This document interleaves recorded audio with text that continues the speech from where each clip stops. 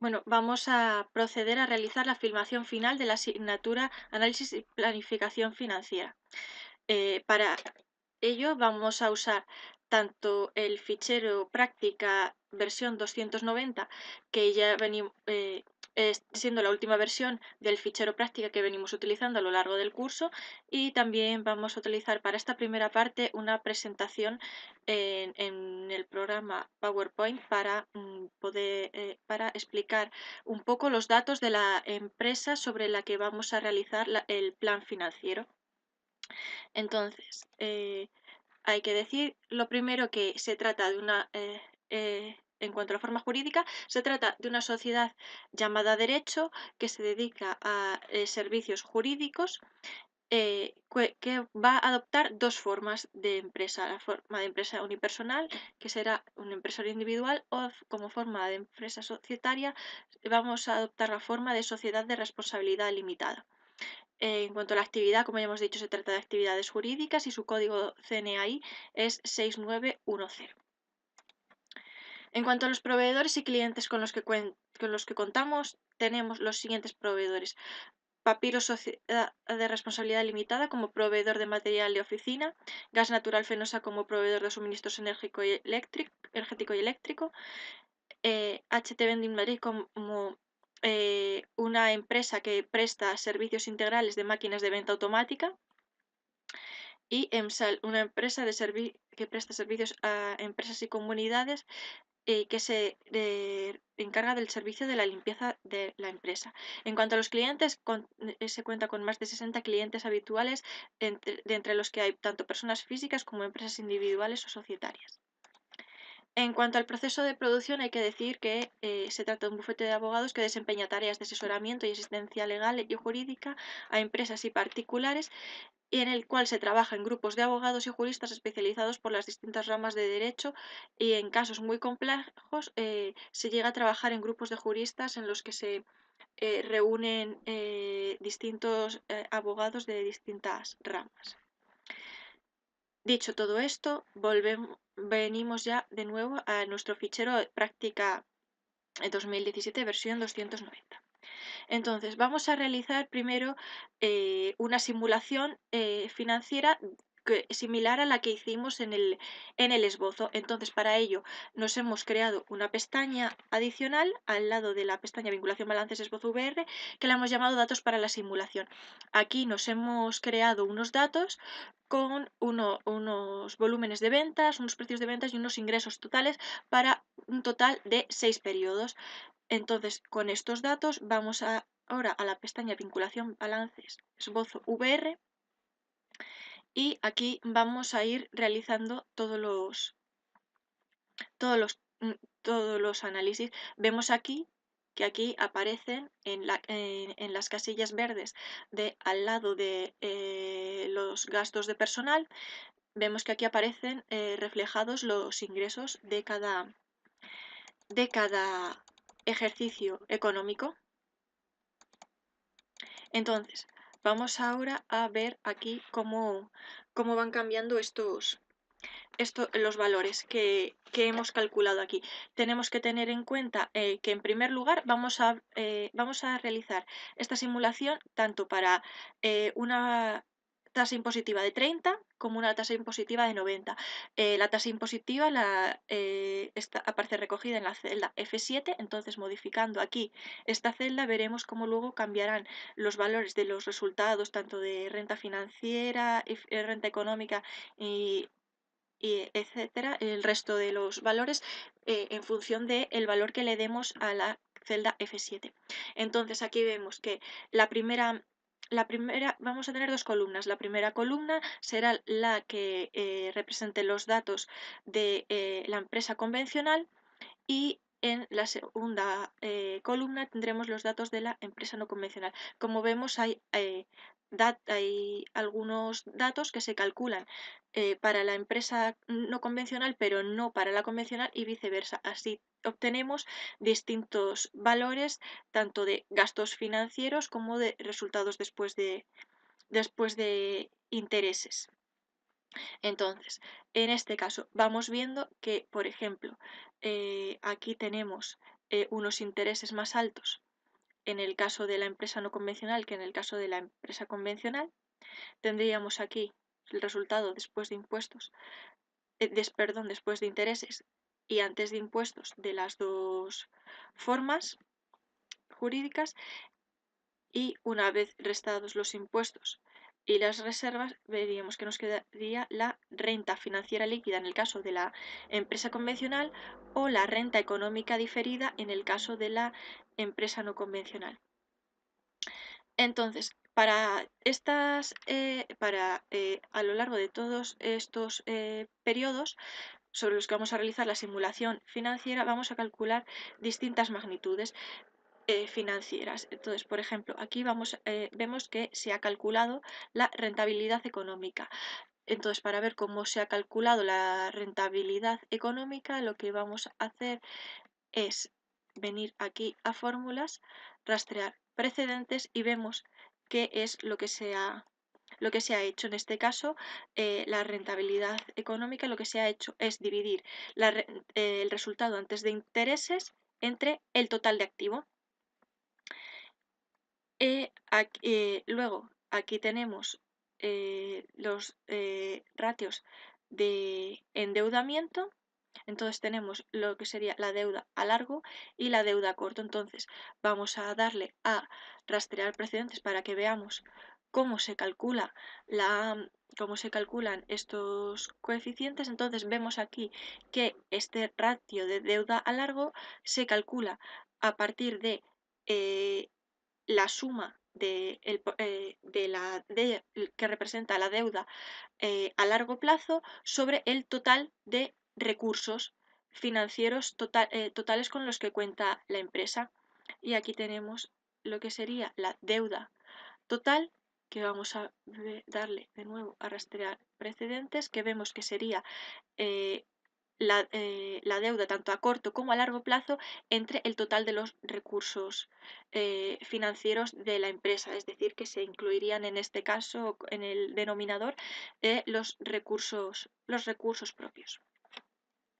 Quitamos las flechas para que no estorben, entonces vamos a calcular ahora otros ratios y otras magnitudes. Entonces, por ejemplo, vamos a ver cómo va evolucionando el coste medio ponderado. Entonces, el coste medio ponderado obtenemos aquí cuál es su composición. Si le damos a rastrear precedentes, vemos que el coste medio ponderado es, como su propio nombre indica, una media ponderada de eh, el valor de los recursos financieros de la empresa multiplicados por su coste, que sería este de aquí. Estos serían los costes de los distintos recursos financieros con los que cuenta la empresa. Entonces, ahora vamos a ver cómo se calcula la rentabilidad financiera. Le damos aquí a rastrear precedentes, vamos a quitar las flechas de el coste medio ponderado. Entonces, aquí le damos a rastrear precedentes en la rentabilidad financiera y vemos que la rentabilidad financiera se calcula se obtiene como el cociente de el resultado después de impuestos, después de intereses entre la suma de las celdas F7 y F8, que en realidad es la celda solo la F7, que es la que cifra la forma jurídica, es decir, que sería la tasa impositiva, dividir el resultado después de impuestos entre la tasa impositiva a la que está sometida la empresa. Quitamos las flechas y calculamos ahora la rentabilidad económica. Entonces, la rentabilidad económica se obtiene como el cociente de el resultado antes de intereses entre el total de activo. Es una fórmula muy común y muy típica en el ámbito financiero. Ahora, ¿qué más magnitudes vamos a calcular? Vamos a calcular el valor del empresario. Entonces, ¿cómo hemos calculado el valor del empresario? El valor del empresario se calcula como el cociente entre los gastos de personal y la rentabilidad financiera. Y por último, vamos a calcular el valor de la empresa. El valor de la empresa que se calcula como el cociente entre el resultado antes de intereses entre el coste medio ponderado del capital. Entonces, visto esto, vamos a ver cómo van a ir evolucionando estos valores a lo largo de los 5 periodos que vamos a analizar. Entonces, vamos viendo que estos datos van evolucionando. Por ejemplo, aquí el coste medio ponderado se reduce considerablemente de un 11% a un 7%.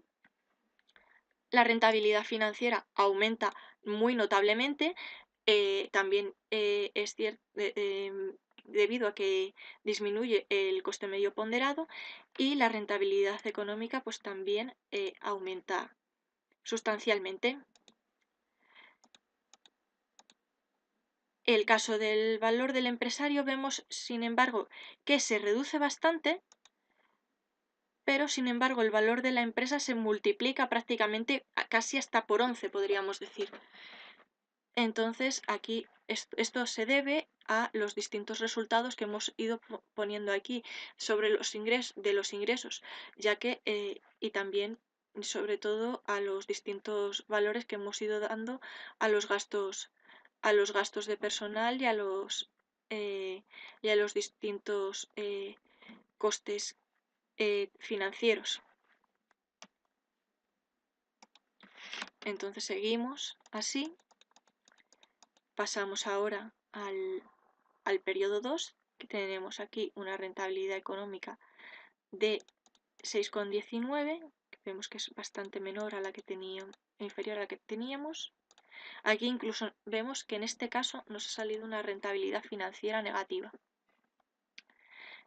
El coste medio ponderado sigue siendo 7. El coste medio ponderado es 7 en todos los periodos que lo hemos calculado, así que con eso queda explicado para el resto de periodos. Y aquí vemos que el valor del empresario incluso llega a hacerse negativo, mientras que el valor de la empresa sigue manteniéndose positivo. Aquí vemos el resultado de la rentabilidad financiera, que hemos dicho que es negativa de un 3%, mientras que la rentabilidad económica sí que es negativa de un 3%, mientras que la rentabilidad económica sí que es positiva y de un 6%.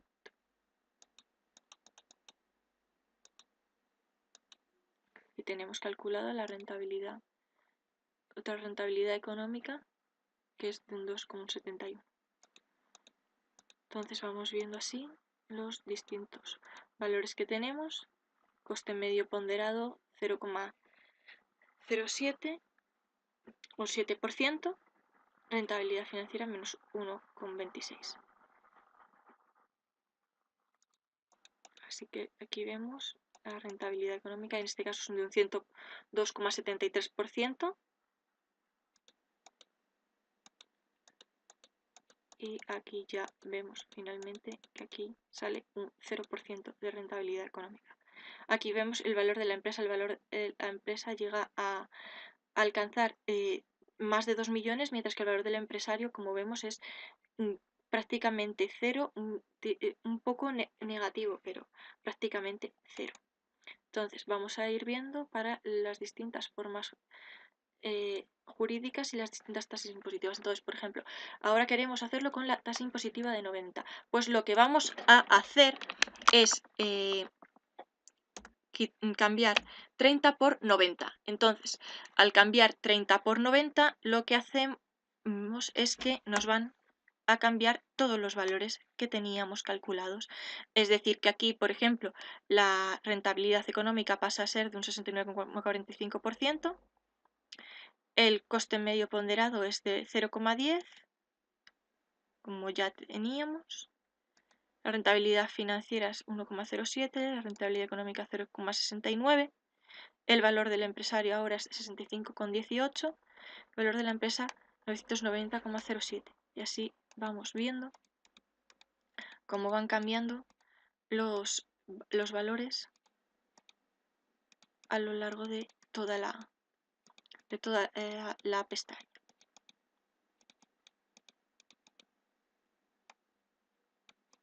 Entonces, hay que tener en cuenta que estos resultados que estamos calculando son tanto para empresa convencional como para empresa no convencional.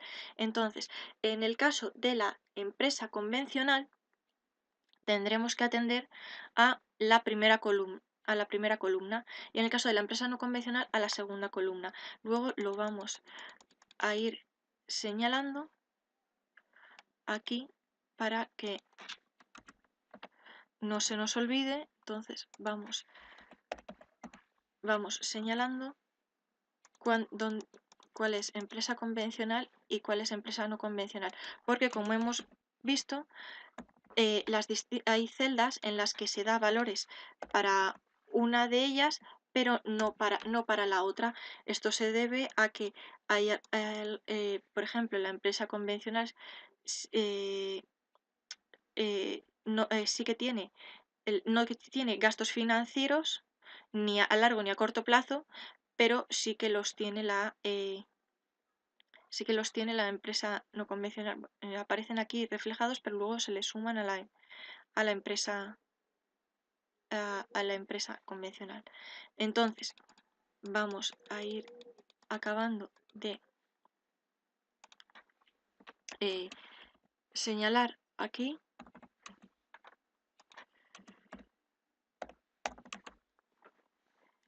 Y seguimos así con todos los periodos que tenemos.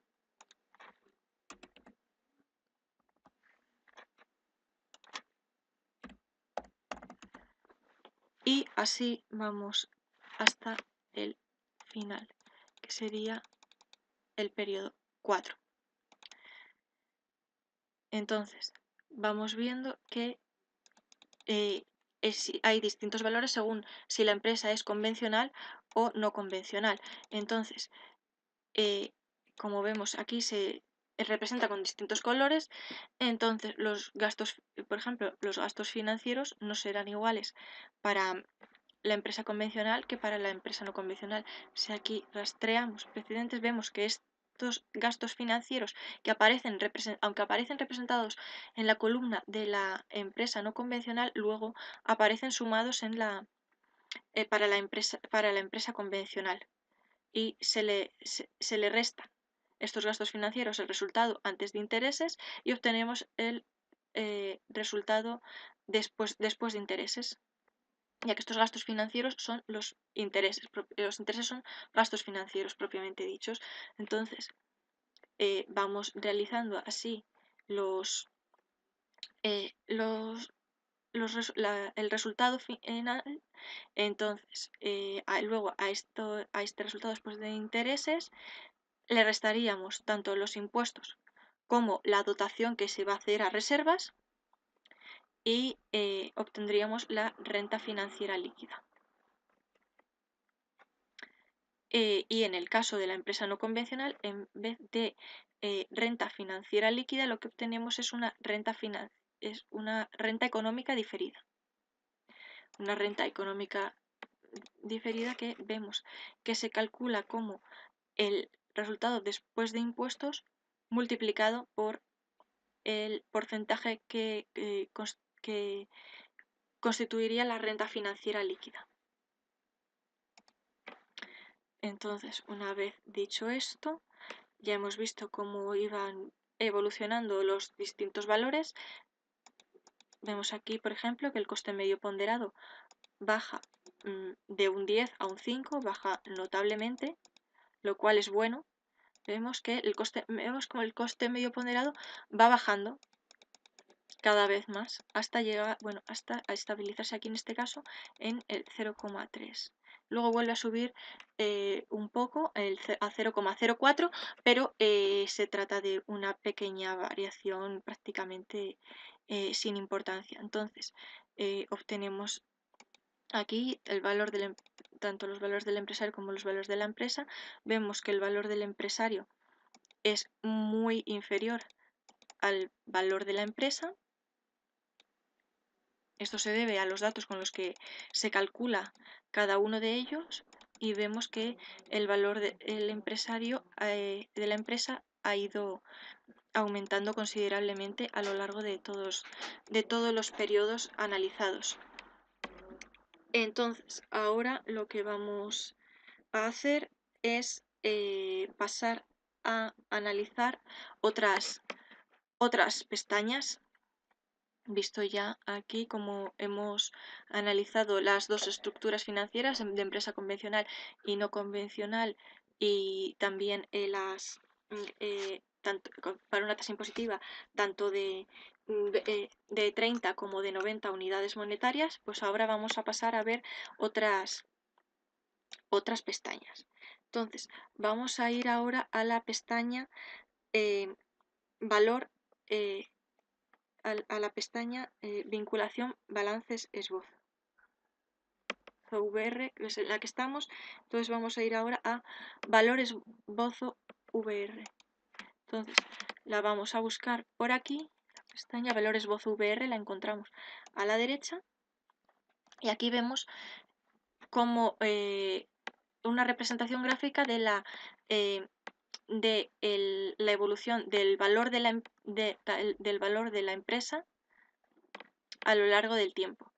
En este caso, valor de la empresa y valor del empresario coinciden, y esto hay que decir que se trata de una tarea que ya realizamos durante el curso, en el que teníamos que representar estos valores de tanto o de la empresa, la empresa convencional y no convencional, para nuestra empresa. Entonces nosotros, estos eran los datos que se aportaba el profesor. Entonces aquí lo que tendríamos que hacer es completar los datos que hemos obtenido en la pestaña anterior, en la pestaña vinculación balances esbozo. Entonces aquí traspasaríamos esos datos de la pestaña vinculación balances esbozo, que nos han dado unos valores tanto para la empresa convencional y no convencional, tanto para la imposición de 30 y de 90. Entonces lo que haríamos sería colocarlo aquí. Entonces ahora, tras acabar esta pestaña, lo que vamos a hacer es pasar a una pestaña que se llama valor de la empresa, que se encuentra justo aquí al lado de la pestaña valor esbozo VR. Entonces aquí tenemos los datos de el valor de la empresa tanto para convencional como no convencional para el tiempo 1 y 2, y vamos a distinguir entre valores copiados y valores vinculados, y como podemos ver los valores son idénticos. Luego, da igual que los valores sean copiados que sean vinculados, el resultado va a ser el mismo. Entonces aquí tenemos lo que decíamos antes de la fórmula del valor del empresario. Entonces tenemos aquí cuál es esa fórmula del valor del empresario. Entonces sería la mínima rentabilidad económica la mínima rentabilidad financiera entre la rentabilidad financiera aproximada por CAE, tendría que ser igual al coste medio ponderado, tendría que ser igual al coste de la financiación ajena a largo plazo más el mínimo del precio de la más el mínimo precio de la empresa convención. Y aquí igual, pero para la empresa no convencional. Aquí vemos cómo se hace la representación de estos datos que aparecen aquí. Sería estos datos que vemos aquí representados gráficamente. Entonces no hay nada más que decir de esta pestaña porque no hay otra cosa. Entonces vamos a venir ahora a la pestaña esquema inicial. Venimos aquí a la pestaña esquema inicial y entonces en esta pestaña lo que encontramos es un resumen bastante completo de toda la teoría que hemos dado a lo largo de la asignatura. Entonces vamos a minimizarla para que veamos que se trata de una pestaña pues no muy densa, pero que sí contiene muchas fórmulas que hemos utilizado a lo largo del curso y apareciendo desglosadas. Incluso vemos aquí que aparece el resultado de la práctica 6 que tuvimos que realizar a partir de una imagen de una tarea realizada con el programa GeoGebra. Entonces vamos a volver otra vez a poner un tamaño adecuado para poder explicar. Y aquí vemos que tenemos la primera fórmula que tenemos es, es la rentabilidad financiera. Tenemos aquí unas rentas, entonces, perdón, tenemos unas rentas, entonces en estas rentas vemos que aquí aparece el resultado antes de intereses menos el coste de ventas menos los costes fijos. Entonces aquí tendríamos el resultado. Tendríamos el resultado final. Entonces aquí tenemos otras fórmulas, por ejemplo, tenemos aquí la igualdad fundamental de la contabilidad, que es que el activo tiene que ser igual al pasivo, que en este caso también es igual al disponible más los recursos propios. Entonces, en este fichero lo que se trata es de analizar el coste de capital con detalle, el apalancamiento financiero, sobre la rentabilidad financiera y sobre el beneficio después de impuestos por participación en certeza y en riesgo, el riesgo financiero a través de la probabilidad de insolvencia y la del beneficio después de impuestos por participación, a través de tres balances, uno del pasado, uno del futuro y otro de las cuentas de resultados correspondientes, una del pasado y otra del futuro. Entonces aquí vemos que tenemos la fórmula que ya habíamos visto antes de la rentabilidad económica, que como ya habíamos dicho se trata de el resultado antes de intereses entre el activo o en su caso entre el pasivo, ya que como hemos visto aquí se tiene que cumplir la igualdad fundamental de activo igual a pasivo. En este caso incluimos dentro del pasivo el patrimonio neto, no hacemos distinción entre pasivo y patrimonio neto. Entonces aquí tenemos otra fórmula, que es el resultado antes de intereses, que sería igual al resultado después de intereses más los intereses, que es igual que si diéramos la vuelta a la fórmula que habíamos visto aquí. Entonces aquí tenemos de nuevo esta fórmula de la rentabilidad económica y vamos viendo aquí cómo se representa el balance, cómo se representaría un balance con su activo fijo, activo corriente, los recursos propios y los recursos financieros ajenos. Entonces vemos que en esta pestaña no hay mucho más que comentar, simplemente aquí el cálculo del coste de financiación ajena, que sería el total de los intereses entre el disponible. Entonces, dicho todo esto, ya tendríamos esta pestaña. Entonces vamos a ir ahora a una pestaña que se llama estructura financiera óptima.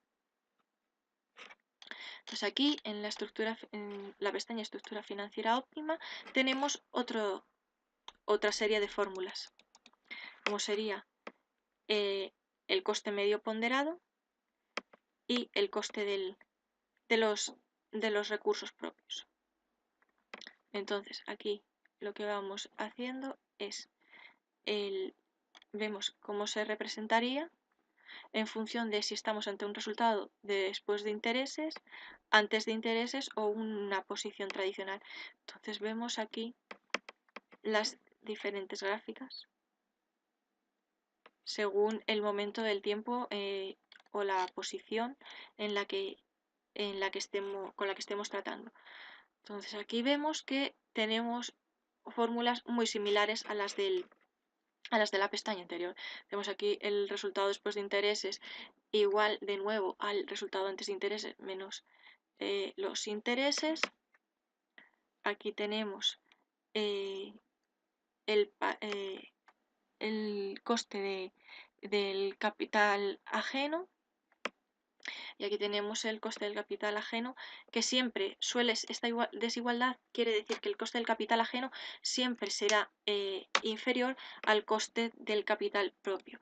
Es decir, vamos a escribirlo aquí, coste del capital ajeno inferior a coste de capital propio. Esto hace que siempre se dé una igualdad, una norma o una regla que dice que normalmente suele resultar más beneficioso o más rentable financieramente endeudarse. Es decir, que a la empresa le va a costar menos solicitar prestado los recursos financieros que necesita para llevar a cabo su actividad económica que generar esos recursos financieros dentro de la empresa. Aquí vemos cómo se calcularía esa ese coste de los recursos propios, que sería el resultado después de intereses entre los recursos propios.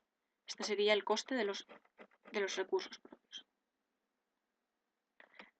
Y aquí tendríamos el coste medio ponderado, que sería el resultado antes de intereses entre el total de los recursos ajenos, el total del pasivo. Entonces, seguiríamos aquí comentando esta página, esta pestaña del Excel. Entonces vamos a ver si deja, sí, ahora nos deja. Entonces vamos a ver que aquí lo que va apareciendo es las mismas fórmulas de arriba, pero las vamos a ir desarrollando.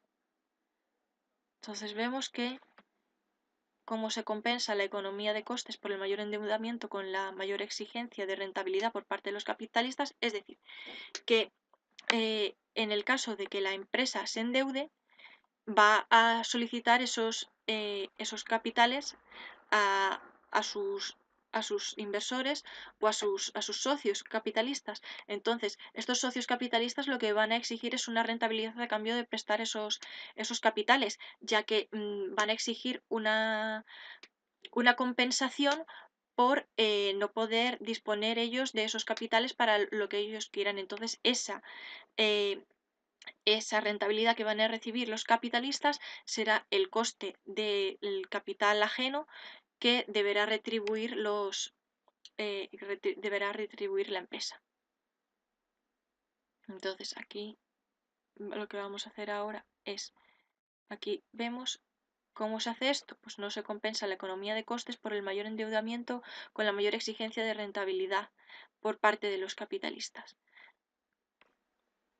Es decir, que en algunos casos no ven ese aumento de costes de la economía empresarial, no va a venir dado por esa mayor exigencia de rentabilidad. Es decir, que esto no siempre va a suponer un coste financiero para la empresa.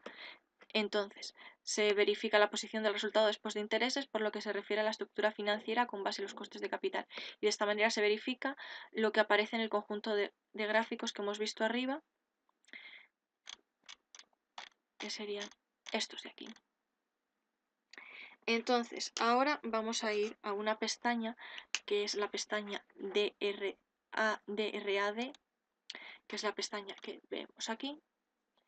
Y esta pestaña vemos que tenemos aquí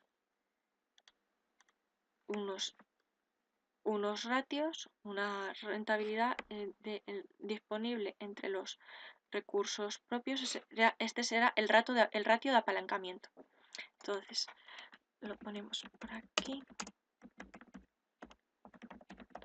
Entonces tenemos aquí el ratio de apalancamiento. Entonces, en función del coeficiente, del valor del coeficiente D, tendremos un ratio de apalancamiento superior o inferior al 0,5. Por eso aparecen representados en esta parte que son superiores a 0,5 en la parte izquierda, y aquí tendremos los valores de en la parte derecha. Entonces vemos aquí estos valores son valores dados, y aquí vemos cómo se han calculado estos. Pues le damos a rastrear precedentes y vemos que cómo se han ido calculando cada uno de ellos. Vemos que en todo caso es el propio ratio de apalancamiento entre 1 más el ratio de apalancamiento, todo ello multiplicado por 100, ya que queremos que aparezca el dato en porcentaje y no en un tanto por 1. Y aquí nos debería dar lo mismo. Entonces, aquí, ¿qué diferencia hay del lado izquierdo con el lado derecho? Pues en el lado derecho lo que hacemos es que en este caso se hace a través del valor de D hacia el ratio de apalancamiento, mientras que en este caso era desde el ratio de apalancamiento hacia D. Quitamos las flechas y ahora vamos a buscar una pestaña que se llama eje de ventas previstas. Entonces vamos hacia la derecha y vamos a ir buscando la pestaña eje de ventas previstas, que la encontramos aquí. Entonces, en este caso vemos una pestaña que hemos comentado bastante en clase, es una pestaña compleja. Vamos a minimizarla de tamaño para que veamos cómo de grande es. Así que vemos que está dividida en distintos sectores o distintas cuadrículas, ya que vamos a ir analizando distintas cosas y vamos a ir realizando distintos pasos a la hora de realizar las ventas previstas. Entonces, si volvemos hacia arriba y vemos que aquí aparecen representados los datos de ventas, tanto en unidades físicas como en unidades monetarias totales, de 3 productos. Es decir, vamos a tener en cuenta que una empresa ha vendido 3 productos.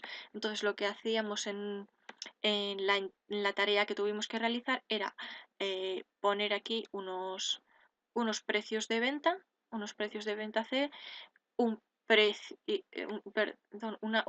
unos valores de venta C para unos años previos. Como estamos aquí en el caso de ventas previstas, esas ventas previstas van a calcularse aquí, como vemos, en estos valores, en base a los datos que se han obtenido los 5 años previos. Por eso los 5 años previos aparecen numerados en negativo, mientras que los 5 años siguientes aparecen en positivo, ya que estos datos de los años en positivo se van a realizar en base a los valores de los años previos que aparecen marcados como negativos. Entonces aquí lo que tenemos también es una distribución de las ventas desglosado de forma trimestral. Entonces vemos que hay, por ejemplo, aquí este valor es el mismo valor de ventas de A que teníamos antes, que teníamos en el periodo -2. Lo que pasa que aquí vemos cómo se ha ido distribuyendo a lo largo del año. Es decir, que vemos que se trata de un producto o servicio cuya venta varía a lo largo del ejercicio económico, es decir, que no se mantiene constante. Luego podemos pensar que se trata de un producto estacional.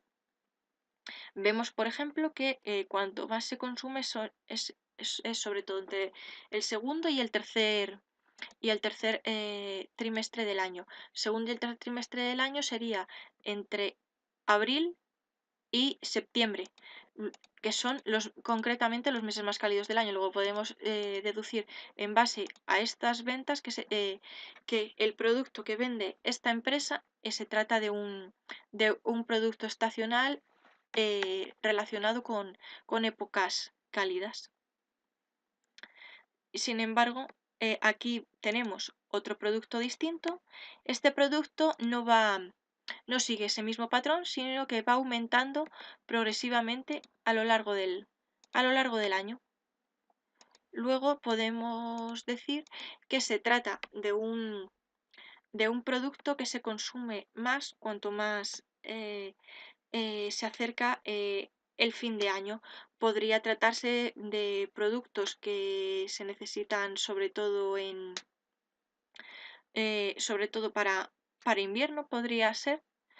Y el hecho de que sea inferior en el primer trimestre es que estos productos, bienes o servicios ya han sido adquiridos en la, en el cuarto trimestre, es decir, que entonces vamos a estimar que que vamos a vender más en el cuarto trimestre que en el primero, porque las ventas del primero se reducirán debido a que estarán compensadas con las que se hayan producido en el cuarto trimestre.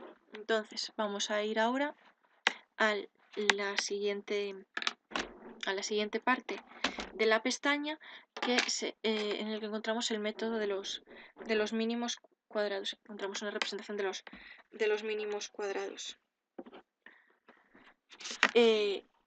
Entonces, vamos viendo aquí cómo se va calculando.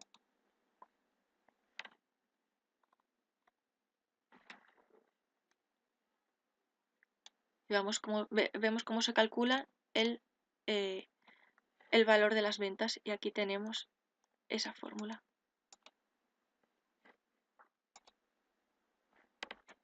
Y aquí lo que tenemos es el total anual móvil y lo que hemos ido calculando aquí son medias móviles, es decir, que vamos calculando medias tomando cada vez los nuevos valores que van apareciendo en los nuevos periodos. Aquí vemos cómo se calculan esas medias móviles. Vemos aquí que se toma siempre en cuenta todos los valores de ventas de periodos anteriores y se va haciendo la media aritmética simple de todos ellos. Y aquí tenemos finalmente cómo serían los resultados y la elección de resultados. Entonces aquí vemos cómo se han calculado las ventas previstas y, por ejemplo, para calcular las ventas previstas necesitamos dos estadísticos que serían la esperanza y la varianza. Entonces aquí tenemos cómo se calcularía la esperanza y la varianza en función del tipo de distribución que sigan las ventas. Entonces aquí tendremos las fórmulas de esperanza y varianza de la distribución uniforme, de la distribución triangular y de la beta simplificada. Entonces vamos a ir ahora a la pestaña ventas requeridas. Entonces en la pestaña eje de ventas requeridas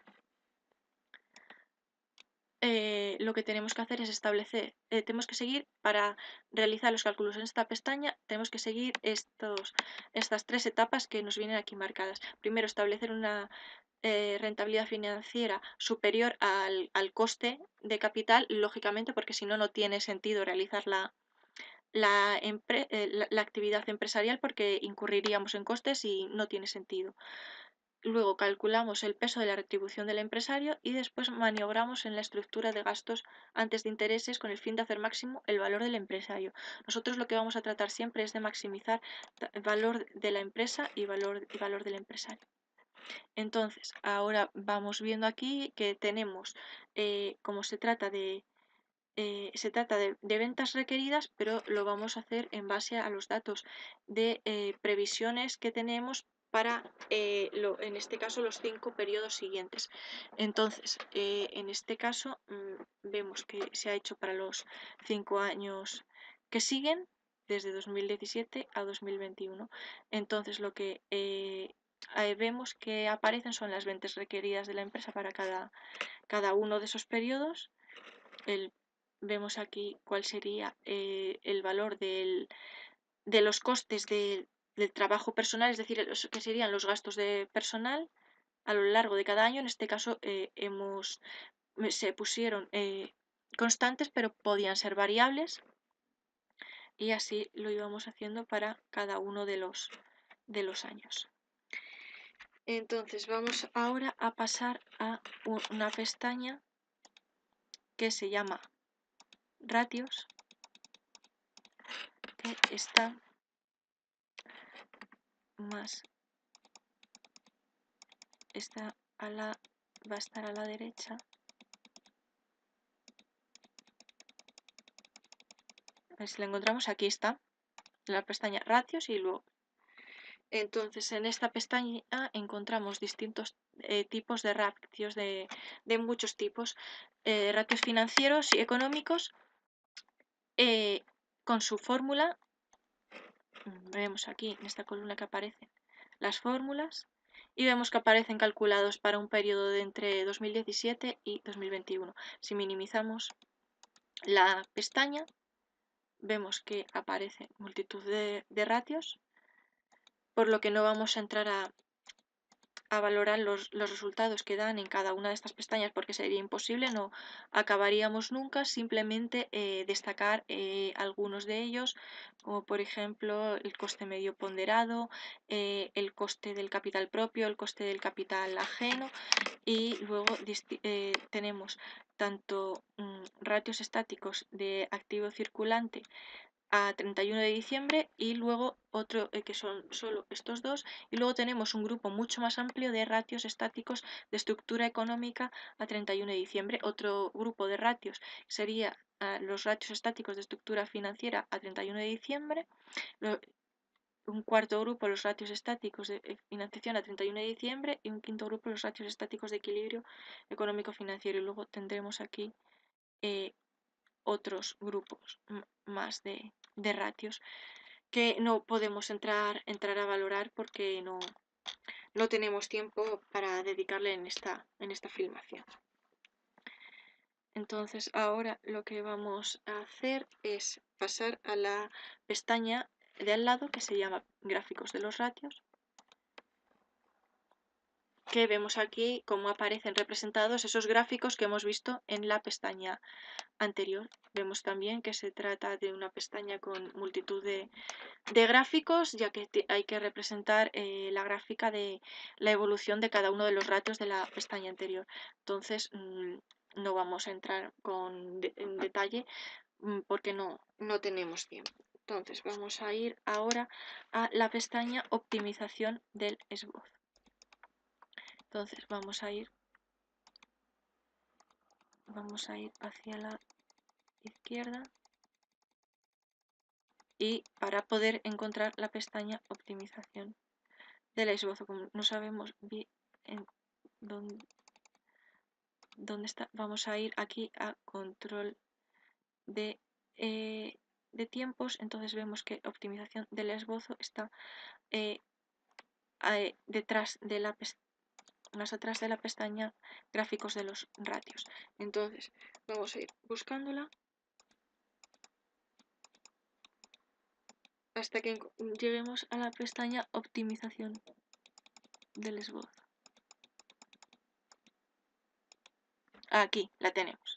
Ya tenemos la pestaña optimización del esbozo. Entonces aquí en esta pestaña lo que tenemos calculados son distintas rentabilidades y distintos costes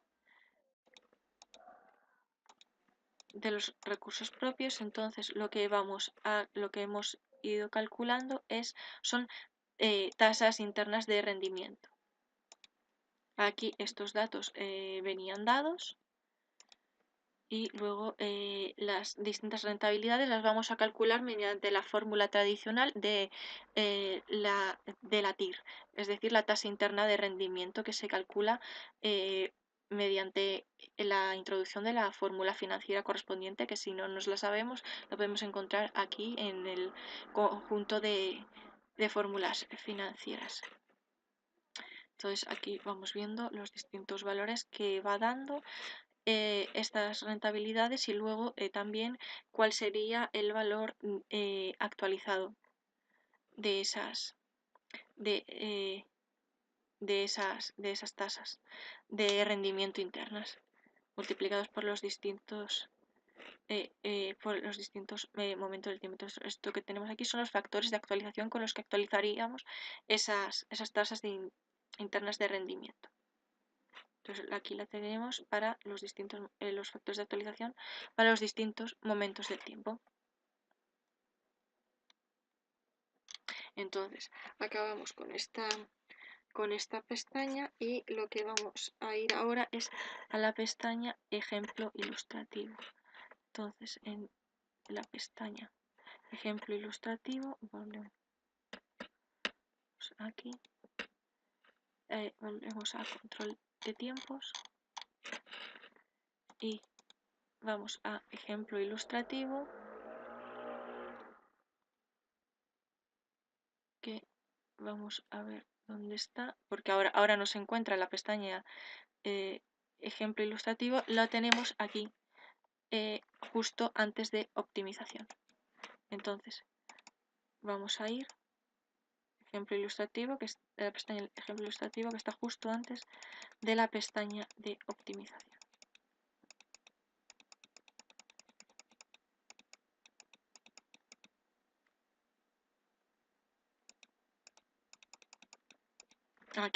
Aquí tenemos las dos pestañas, ejemplo ilustrativo y optimización. Entonces aquí en la pestaña ejemplo ilustrativo lo que tenemos es una tarea que ya tuvimos que realizar en la que teníamos que poner las celdas en las que se iban introduciendo los datos para realizar una simulación, y lo que tenemos aquí son las etapas de esa simulación, es decir, qué es lo que hay que hacer primero para realizar esa simulación.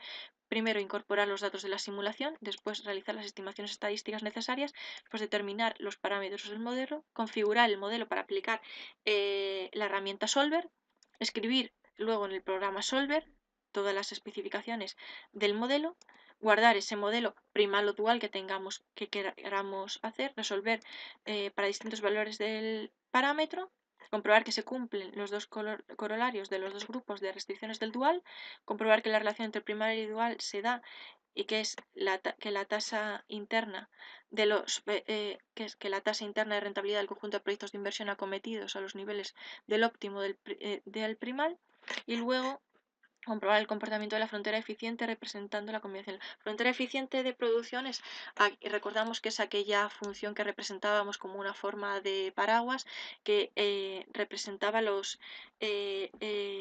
límite de producción que tenía un empresario según la tecnología dada por la tecnología de la que disponía. Entonces aquí incorporaríamos los datos para ir realizando toda esa simulación. Entonces, ahora vamos a pasar a la pestaña de al lado, que es la pestaña optimización. Y en esta pestaña optimización lo que vemos es mucha más teoría, como la que habíamos visto antes, y aquí vemos la teoría parte de la teoría que se ve en el documento guión, que se trata de las que se nos explica las fases que hay que realizar, fases con las que se realiza la simulación. Entonces, lo primero que hay que hacer es disponer las tasas y los factores de actualización, luego disponer los rangos de las variables, ya sean primarios o duales, disponer las celdas objetivos aplicar los filtros, configurar paquete de proyectos de inversión productiva, asignar una función de densidad a cada uno de los flujos netos de caja, evaluar los distintos proyectos de inversión productivos, tener en cuenta las variables si son primarios o duales y evaluar el riesgo en la optimización. Y aquí tenemos algunas cosas que tenemos que tener en cuenta que son bastante importantes a la hora de realizar la optimización, como por ejemplo considerar la consideración de los flujos netos de caja operativos después de impuestos, en términos nominales, realizar la expresión de todas las magnitudes en términos nominales por coherencia, congruencia y consistencia, la selección de proyectos con base a criterios, probabilidad de que el VAN sea mayor que 0, y así vamos realizando los 12 pasos que aquí vienen explicitados. Entonces, vamos a ir ahora con la última pestaña, que es la pestaña Bantir liquidez. Entonces vamos a ir a buscarla, la pestaña Bantir liquidez, que como no la encontramos, pues volvemos al recurso de antes, ir a la pestaña control de tiempos y ver dónde está la pestaña Bantir liquidez.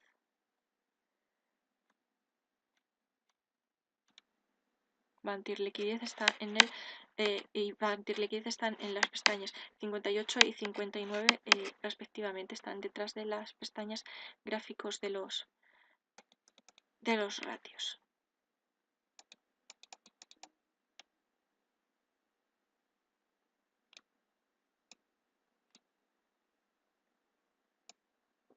Entonces vamos a ir buscándolas por aquí, Bantir y Bantir liquidez.